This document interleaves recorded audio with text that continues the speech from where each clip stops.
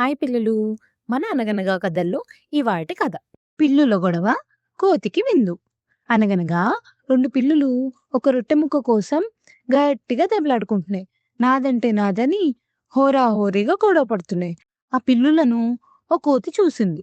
ఎంతసేపటికి వాటి గొడవ ఆపకపోయేసరికి ఈ కోతి వెళ్ళి వాళ్ళను విడతీసింది. ఇంతోటి దానికి ఎందుకు దెబ్బలాడుకుంటున్నారు? మీ సమస్యకు ఒకటే పరిష్కారం.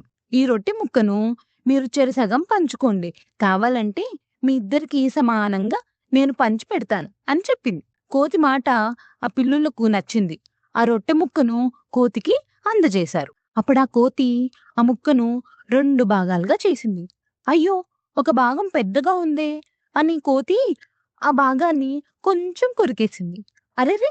ఇప్పుడు ఇంకో భాగం పెద్దగా అయిపోయిందే అని ఇంకో భాగంలో కొంచెం తినేసింది. ఛ!